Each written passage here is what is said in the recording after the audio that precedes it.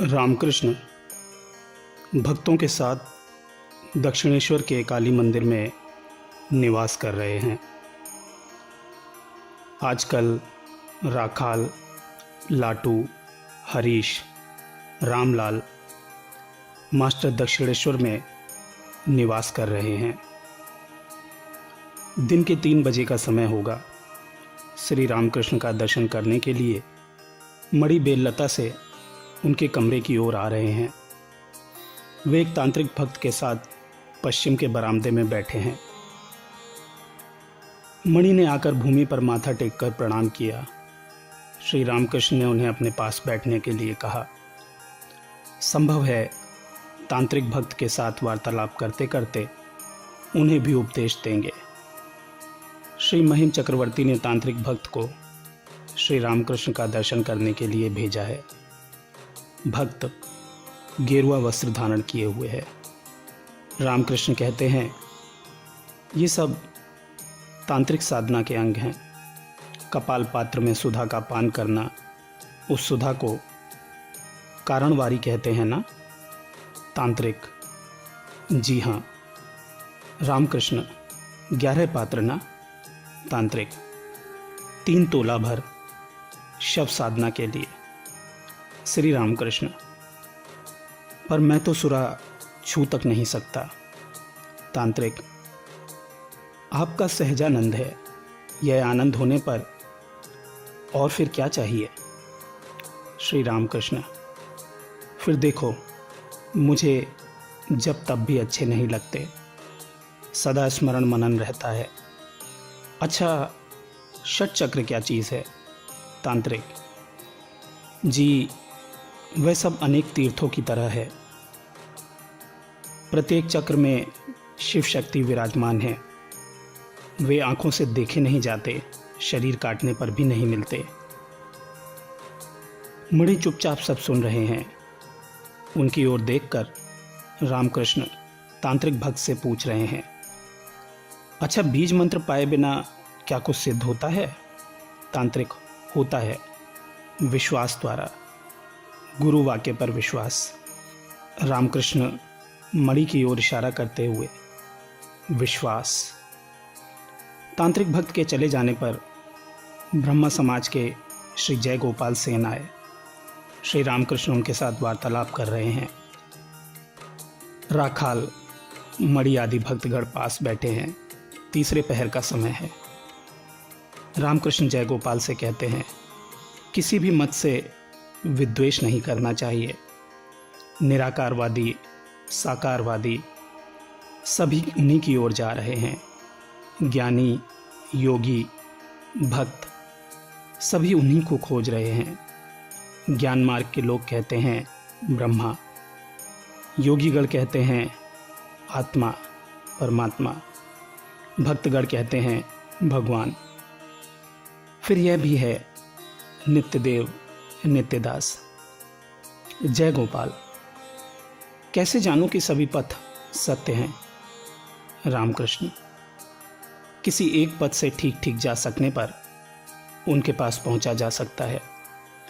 उस समय सभी पथों का पता भी जाना जा सकता है। जैसे एक बार किसी तरह यदि छत पर उठना संभव हो सके तो लकड़ी की सीढ़ी से भी उतरा जा सकता है, पक्की सीढ़ी से भी, एक बांस के सहारे भी और एक रस्सी के द्वारा भी। उनकी कृपा होने पर भक्त सब कुछ जान सकता है। उन्हें एक बार प्राप्त करने पर सब कुछ जान सकोगे। एक बार किसी भी तरह बड़े बाबू के साथ साक्षात्कार करना चाहिए, उनसे बातचीत करनी चाहिए। तब बाबू स्वयं ही बता देंगे कि उनके कितने बगीचे, तालाब या कंपनी के कागज हैं। जय गोपाल, ईश्वर की कृपा कैसे होती है। रामकृष्ण, सदा उनके नाम व गुणों का कीर्तन करना चाहिए। जहाँ तक संभव हो सांसारिक चिंतन का त्याग करना चाहिए। तुम खेती करने के लिए अनेक कष्ट से खेत में जल ला रहे हो, परंतु खेत की मेड़ पर एक छेद में से सब जल बाहर निकला जा रहा है। तब तो नाली काट कर जल लाना व्यर्थ हुआ, व्यर्थ ही श्रम हुआ। चित्त शुद्धि होने पर, विषय भोग की आसक्ति दूर हो जाने पर व्याकुलता आएगी। तुम्हारी प्रार्थना ईश्वर के पास पहुंचेगी। टेलीग्राफ का तार टूटा रहने पर अथवा उसमें अन्य कोई दोष रहने पर तार का समाचार नहीं पहुंचेगा। मैं व्याकुल होकर एकांत में रोता था। कहाँ हो नारायण कहकर रोता था। रोते रोते बाहरी ज्ञान लुप्त हो जाता था। मैं महावायु में लीन हो जाता था। योग कैसे होता है? टेलीग्राफ का तार टूटा ना रहने पर या उसमें कोई दोष ना रहने पर होता है। विषयों के प्रति आसक्ति का एकदम त्याग। किसी प्रकार की कामना वासना नहीं रखनी चाहिए। कामना वासना रहने पर उसे सकाम भक्ति कहते हैं। निष्काम भक्ति को अहेतुक की भक्ति कहते हैं। तुम प्यार करो या ना करो, फिर भी मैं तुम्हें प्यार करता हूँ। इसी का नाम है अहेतुक प्रेम। बात यह है, उनसे प्रेम करना, प्रेम गहरा होने पर दर्शन होता है। पति पर सती का आकर्षण, संतान पर माँ का आकर्षण और विषय प्रिय व्यक्ति का सांसारिक विषयों के प्रति आकर्षण, ये तीन आकर्षण यदि एक ही साथ हों तो ईश्वर का दर्शन होता है। जय गोपाल विषय प्रिय व्यक्ति हैं। क्या इसलिए श्री रामकृष्ण उन्हीं के योगी ये सब उपदेश दे रहे हैं? रामकृष्ण अपने कमरे में बैठे हुए हैं। रात के 8 बजे होंगे। कमरे में राखाल और मणि हैं। रामकृष्ण के साथ रहने का मणि का आज 21वां दिन है। श्री रामकृष्ण ने मणि को तर्क विचार करने से मना किया। रामकृष्ण ने राखाल से कहा, ज़्यादा तर्क विचार करना अच्छा नहीं। पहले ईश्वर है, फिर संसार। उन्हें पा लेने पर उनके संसार के संबंध में भी ज्ञान हो जाता है। रामकृष्ण मणि और राखाल से कहते हैं, यदु मल्लिक से बातचीत करने पर उसके कितने मकान हैं, कितने बगीचे हैं, कंपनी के कागजात कितने हैं, यह सब समझ आ जाता है। इसलिए तो ऋषि ने वाल्मीकि को मरा मरा जपने के लिए उपदेश दिया था। इसका एक विशेष अर्थ है माँ। माँ का अर्थ है ईश्वर और रा का अर्थ है संसार। पहले ईश्वर फिर संसार। कृष्ण किशोर ने कहा था, मरा मरा शुद्ध मंत्र है, क्योंकि वह ऋषि का दिया हुआ है। माँ अर्थात ईश्वर और रा अर्थात संसार। इसलिए वाल्मीकि की तरह पहले सब कुछ छोड़कर निर्जन में व्याकुल हो रो रो कर ईश्वर को पुकारना चाहिए। पहले आवश्यक है ईश्वर दर्शन, उसके बाद है तर्क विचार शास्त्र और संसार के संबंध में। इसीलिए तुमसे कहता हूँ, अब और अधिक तर्क विचार ना करना। यही बात कहने के लिए मैं झाऊ तल्ले से उठकर आया हूँ। ज़्यादा तर्क विचार करने पर अंत में हानि होती है। अंत में हाजरा की तरह ही हो जाओगे। मैं रात में अकेला रास्ते पर रो रो कर टहलता और कहता था, माँ मेरी विचार बुद्धि पर वज्र प्रहार कर दो। कहो अब तो तर्क विचार ना करोगे? मणि, जी नहीं। रामकृष्ण आगे कहते हैं, भक्ति से ही सब कुछ प्राप्त होता है। जो लोग ब्रह्म ज्ञान चाहते हैं, यदि वे भक्ति मार्ग पकड़े रहें तो उन्हें ब्रह्म ज्ञान भी हो जाता है। उनकी दया रहने पर क्या कभी ज्ञान का अभाव भी होता है? भक्ति के द्वारा सब मिलते हैं। उन्हें प्यार कर सकने पर फिर किसी चीज़ का अनुभव नहीं रह जाता। माता भगवती के पास कार्तिकेय और गणेश बैठे हुए थे। उनके गले में मड़ियों की माला पड़ी थी। माता ने कहा, जो पहले इस ब्रह्मांड की परिक्रमा करके आ जाएगा उसी को मैं यह माला दे दूंगी। कार्तिक उसी समय फौरन ही मयूर पर चढ़कर चल दिए। गणेश ने धीरे धीरे माता की परिक्रमा करके उन्हें प्रणाम किया। गणेश जानते थे माता के भीतर ही ब्रह्मांड है। माँ ने प्रसन्न होकर गणेश को हार पहना दिया। बड़ी देर बाद कार्तिक ने आकर देखा कि उनके दादा हार पहने हुए बैठे थे। मैंने माँ से रो रो कर कहा था, माँ वेद वेदांत में क्या है मुझे बता दो, पुराण तंत्रों में क्या है मुझे बता दो। उन्होंने मुझे सब कुछ बता दिया है। कितनी बातें दिखाई हैं। सच्चिदानंद गुरु को रोज प्रातःकाल पुकारते हो ना?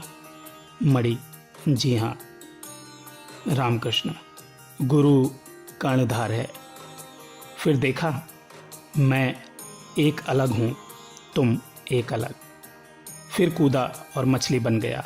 देखा कि सच्चिदानंद समुद्र में आनंदपूर्वक विचर रहा हूँ। ये सब बड़ी ही गूढ़ कथाएं हैं। तर्क विचार करके क्या समझोगे? वे जब दिखा देते हैं तब सब प्राप्त होता है, किसी वस्तु का अभाव नहीं रहता। दिन के 4 बजे के समय रामकृष्ण पंचवटी में बैठे हैं। मुख पर हंसी है और साथ है मणि, हरिपद आदि। हरिपद के साथ स्वर्गीय आनंद चटर्जी के बारे में बातें हो रही हैं और घोषपाड़ा के साधन भजन की बातें। धीरे धीरे रामकृष्ण अपने कमरे में आकर बैठे हैं। मणि, हरिपद, राखाल आदि भक्तगण भी उनके साथ रहते हैं।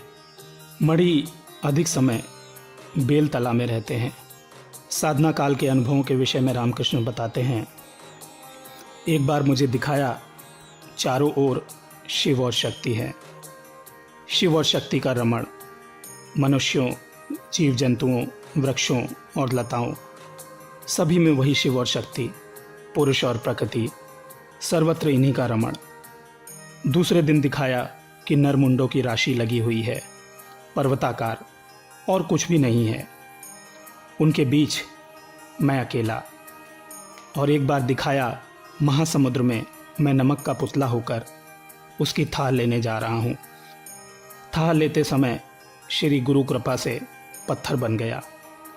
देखा एक जहाज आ रहा है, बस उमड़ पड़ा।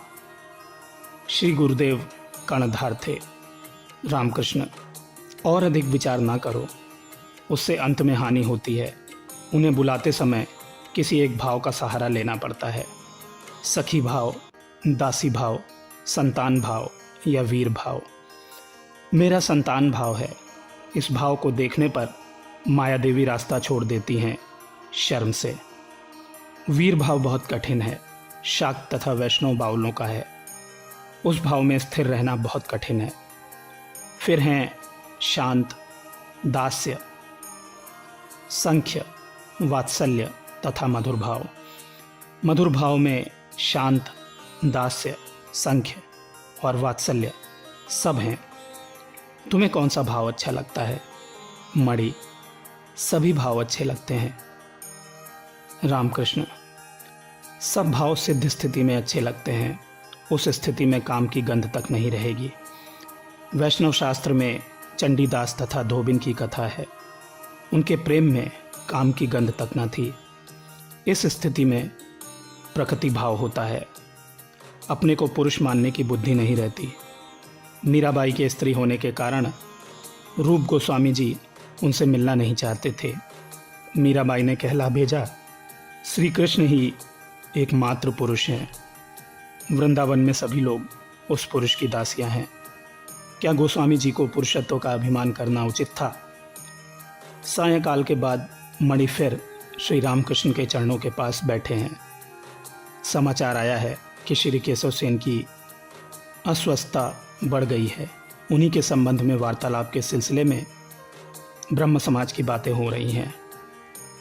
श्री रामकृष्ण मणि से कहते हैं, हाँ, उनके यहाँ क्या केवल व्याख्या ही होते हैं या ध्यान भी? वे अपनी प्रार्थना को शायद कहते हैं उपासना। केशव ने पहले ईसाई धर्म, ईसाई मत का बहुत चिंतन किया था। उस समय तथा उससे पूर्व वे देवेंद्र ठाकुर के यहाँ थे। मणि, केशव बाबू यदि पहले पहले यहाँ आए होते तो समाज संस्कार पर माथापच्ची ना करते। जाति भेद को उठा देना, विधवा विवाह, अस्वर्ण विवाह, स्त्री शिक्षा आदि सामाजिक कार्यों में उतने व्यस्त ना होते। रामकृष्ण, केशव अब काली मानते हैं, चिन्मय काली, आद्या शक्ति, और माँ माँ कहकर उनके नाम गुणों का कीर्तन करते हैं। अच्छा, क्या ब्रह्म समाज बाद में सिर्फ सामाजिक संस्कार का ही एक संस्था बन जाएगा? मणि, इस देश की जमीन वैसी नहीं है। जो ठीक है वही यहाँ पर जड़ पा सकेगा। रामकृष्ण, हाँ, सनातन धर्म, ऋषि लोग जो कुछ कह गए हैं वही रह जाएगा। तथापि ब्रह्म समाज और उसी प्रकार के संप्रदाय भी कुछ कुछ रहेंगे। सभी ईश्वर की इच्छा से ही हो रहे हैं, जा रहे हैं। रामकृष्ण दोपहर का भोजन कर चुके हैं। 1 बजे का समय होगा। मणि को रामकृष्ण के साथ रहते हुए आज 23वां दिन है। मणि भोजन करके नौबत खाने में थे। वहीं से किसी को नाम लेकर पुकारते हुए सुना। बाहर आकर उन्होंने देखा कि घर के उत्तर वाले लंबे बरामदे से रामकृष्ण स्वयं उन्हें पुकार रहे थे। मणि ने आकर उन्हें प्रणाम किया। दक्षिण के बरामदे में रामकृष्ण मणि से वार्तालाप कर रहे हैं। रामकृष्ण, तुम लोग किस तरह ध्यान करते हो? मैं तो बेल के नीचे कितने ही रूप साफ साफ देखता था। एक दिन देखा सामने रुपए, दुशाला, एक थाल, संदेश और 2 औरतें। तब मैंने मन से पूछा, मन, तू इनमें से क्या कुछ चाहता है? फिर संदेशों को देखा। बिष्ठा है। औरतों में एक बुलाक पहने हुए थी। उनका भीतर बाहर सब मुझे दिख पड़ता था। आंतें, मलमूत्र, हाड़ मांस, खून। मन ने कुछ न चाहा। मन उन्हीं के पाद पद्यों में लगा रहा। कांटे वाले तराजू के नीचे भी कांटा होता है और ऊपर भी। मन नीचे वाला कांटा है। मुझे सदा ही भय लगा रहता था कि कहीं ऐसा ना हो कि ऊपर वाले कांटे से यानी कि ईश्वर से मन विमुख हो जाए। साथ ही साथ एक आदमी सदा ही हाथ में त्रिशूल लिए मेरे पास बैठा रहता था। उसने डराया, कहा, नीचे वाला कांटा ऊपर वाले कांटे से इधर उधर झुका नहीं कि यह त्रिशूल तुझे भोंक दूंगा। बात यह है कि कामिनी कंचन का त्याग हुए बिना कुछ भी नहीं हो सकता। मैंने 3 त्याग किए थे, जमीन, जोरू और रुपया। भगवान रघुवीर के नाम की ज़मीन रजिस्ट्री कराने के लिए मुझे कामारपुकुर जाना पड़ा था। मुझसे दस्तखत करने के लिए कहा गया। मैंने दस्तखत नहीं किए। मुझे यह ख्याल था ही नहीं कि यह मेरी ज़मीन है। रजिस्ट्री ऑफिस वालों ने केशव सेन का गुरु समझकर मेरा खूब आदर किया था। आम ला दिए, परंतु घर ले जाने का अख्तियार था ही नहीं, क्योंकि सन्यासी को संचय नहीं करना चाहिए। त्याग के बिना कोई कैसे उन्हें पा सकता है? अगर एक वस्तु के ऊपर दूसरी वस्तु रखी हो तो पहली वस्तु को बिना हटाए दूसरी वस्तु कैसे मिल सकती है? निष्काम होकर उन्हें पुकारना चाहिए, परंतु सकाम भजन करते करते भी निष्काम भजन होता है। ध्रुव ने राज्य के लिए तपस्या की थी, परंतु उन्होंने ईश्वर को प्राप्त किया था। सत्व गुण के पाने पर मनुष्य ईश्वर को पाता है। संसारी मनुष्यों के दान आदि कर्म प्रायः सकाम ही होते हैं।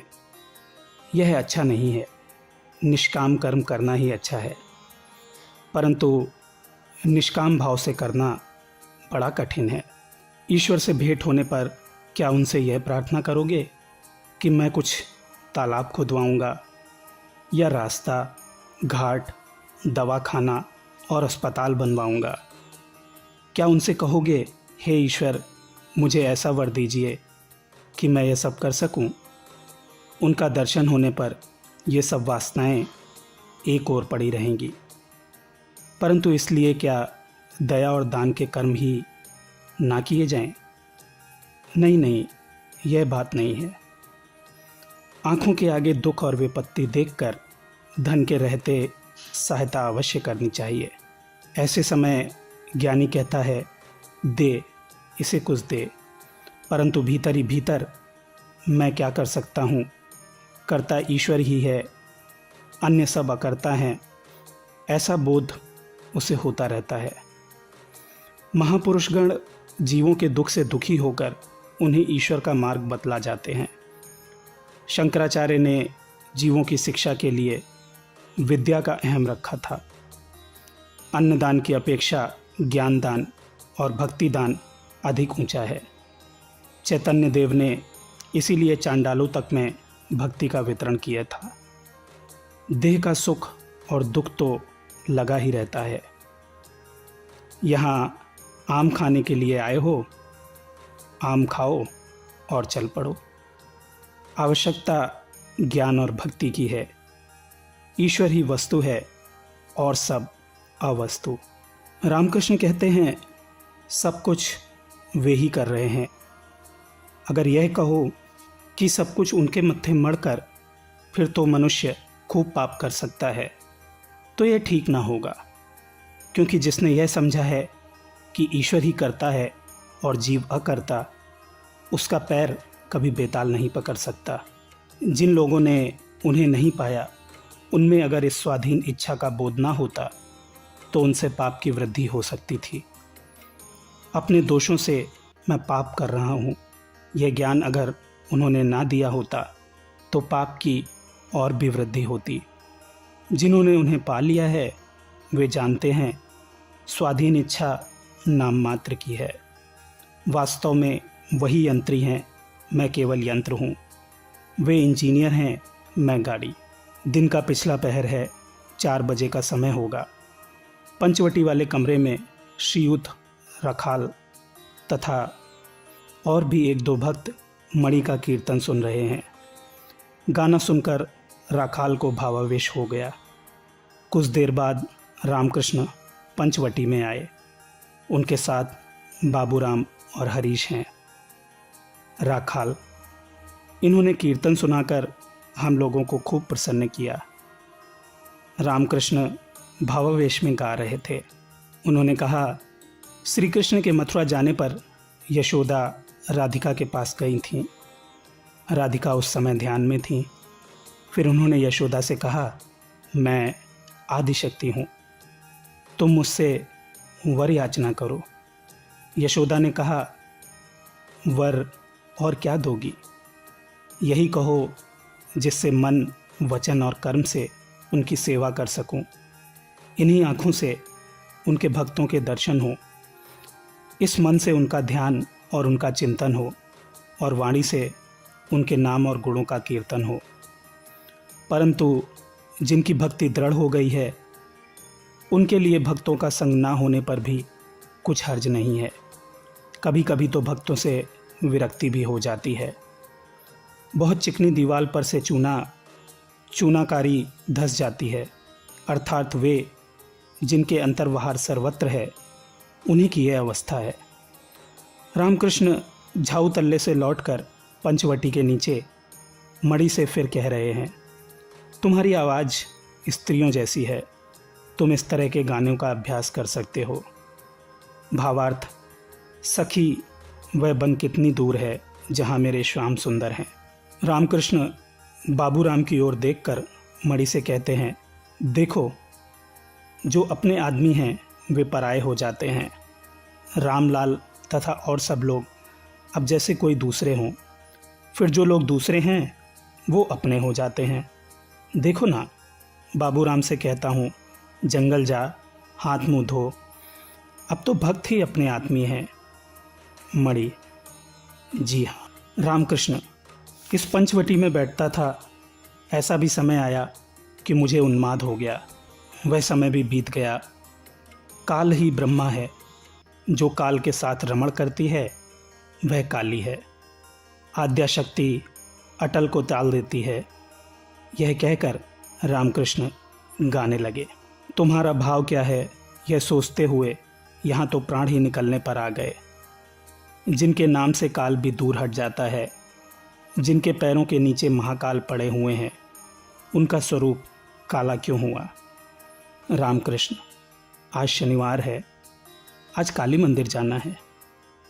वकुल के पेड़ के नीचे आकर रामकृष्ण मणि से कह रहे हैं, चिदात्मा और चित्त शक्ति, चिदात्मा पुरुष है और चित्त शक्ति प्रकृति।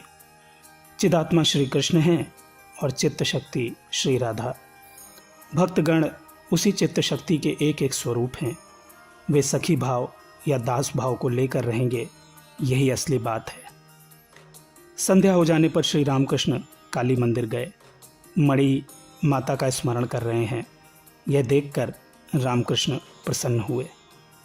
सब देवालयों में आरती हो गई। रामकृष्ण अपने कमरे में तख्त पर बैठे हुए माता का स्मरण कर रहे हैं। जमीन पर सिर्फ मणि बैठे हैं। रामकृष्ण समाधिस्थ हो गए। कुछ देर बाद वे समाधि से उतरने लगे, परंतु फिर भी अभिभाव पूर्ण मात्रा में है। रामकृष्ण माँ से बातचीत कर रहे हैं, जैसे छोटा बच्चा माँ से दुलार करते हुए बातचीत करता है। माँ से करुण स्वर में कह रहे हैं, माँ क्यों तूने वह रूप नहीं दिखाया, वही भुवन मोहन रूप। कितना मैंने तुझसे कहा, परंतु कहने से तू सुनेगी कहाँ। तू इच्छामयी जो है। रामकृष्ण ने माँ से ऐसे स्वर में ये बातें कहीं कि जिसे सुनकर पत्थर भी पिघलकर पानी हो जाए। रामकृष्ण फिर माँ से बातचीत कर रहे हैं, माँ विश्वास चाहिए, यह तर्क विचार दूर हो जाए, उसका भरोसा क्या, वह तो जरा सी बात से बदल जाता है। विश्वास चाहिए, गुरु वाक्य में विश्वास, बालक जैसा विश्वास। माँ ने कहा वहाँ भूत है, तो उसने ठीक समझ रखा है कि वहाँ भूत है। माँ ने कहा वहाँ हवा है, तो इसी को उसने ठीक समझ रखा है। माँ ने कहा वह तेरा दादा है, तो समझ लिया कि बस 16 आने दादा है। विश्वास चाहिए, परंतु माँ उन्हीं का क्या दोष है, वे क्या करेंगे। विचार एक बार तो कर लेना चाहिए। देखो ना, अभी उस दिन इतना समझा कर कहा, परंतु कुछ न हुआ। रामकृष्ण माँ के पास करुणापूर्ण गदगद स्वर से रोते हुए प्रार्थना कर रहे हैं। क्या आश्चर्य है, भक्तों के लिए माँ के पास रो रहे हैं। माँ, तुम्हारे पास जो लोग आते हैं उनका मनोरथ पूर्ण करो, सब त्याग ना करना माँ। अच्छा, अंत में जैसा तुम्हें समझ पड़े। माँ, संसार में अगर रखना तो एक बार दर्शन देना, नहीं तो कैसे रहेंगे। एक एक बार दर्शन दिए बिना उत्साह कैसे होगा माँ। इसके बाद अंत में चाहे जो करना। रामकृष्ण अब भी भावावेश में हैं। उसी अवस्था में एकाएक मणि से कह रहे हैं, देखो तुमने जो कुछ विचार किया वह बहुत हो गया, अब बस करो। कहो अब तो विचार नहीं करोगे। मणि हाथ जोड़कर कह रहे हैं, जी नहीं, अब नहीं करूँगा। रामकृष्ण, बहुत हो चुका। तुम्हारे आते ही तो मैंने तुम्हें बतला दिया था तुम्हारा आध्यात्मिक ध्येय। मैं ये सब तो जानता हूँ। मणि, जी हाँ। रामकृष्ण, तुम्हारा ध्येय, तुम कौन हो, तुम्हारा अंदर और बाहर, तुम्हारी पहले की बातें, आगे तुम्हारा क्या होगा, यह सब तो मैं जानता हूँ। मणि, जी हाँ। रामकृष्ण, तुम्हारे लड़के हुए हैं, सुनकर तुम्हें फटकारा था। अब जाकर घर में रहो, उन्हें दिखाना कि तुम उनके अपने आदमी हो, परंतु भीतर से समझे रहना तुम भी उनके अपने नहीं हो और वो भी तुम्हारे अपने नहीं है। मणि चुपचाप बैठे हैं। रामकृष्ण फिर कहने लगे, अपने पिता को संतुष्ट रखना। अब उड़ना सीखा है तो भी उनसे प्रेम रखना। तुम अपने पिता को साष्टांग प्रणाम कर सकोगे ना। मणि, जी हाँ। रामकृष्ण, तुम्हें और क्या कहूँ, तुम तो सब जानते हो, सब समझ गए हो। मणि चुपचाप बैठे रहे। रामकृष्ण, सब समझ गए हो ना। मणि, जी हाँ, कुछ कुछ समझाऊँ। रामकृष्ण, नहीं, तुम्हारी समझ में बहुत कुछ आता है। राखाल यहाँ है, इससे उसके पिता को संतोष है। मणि अभी भी हाथ जोड़ चुपचाप बैठे हुए हैं। रामकृष्ण फिर कह रहे हैं, तुम जो कुछ सोच रहे हो वह भी हो जाएगा। रामकृष्ण अब अपनी साधारण दशा में आ गए हैं। कमरे में राखाल और रामलाल बैठे हैं। रामलाल से उन्होंने गाने के लिए कहा। रामलाल ने 2 गाने गाए। रामकृष्ण, माँ और जननी, जो संसार के रूप में सर्वव्यापिनी है वो माँ है, और जो जन्म स्थान है वो जननी। माँ कहते ही मुझे समाधि हो जाती थी। माँ कहते हुए मानो जगत जननी को आकर्षित कर लेता था, जैसे धीवर जाल फेंकते हैं, फिर बड़ी देर बाद जाल खींचते रहते हैं, फिर उसमें बड़ी बड़ी मछलियाँ आ जाती हैं। महाशक्ति आपकी रक्षा करें, आपके जीवन में शुभता हो, यही मेरी ईश्वर से प्रार्थना है।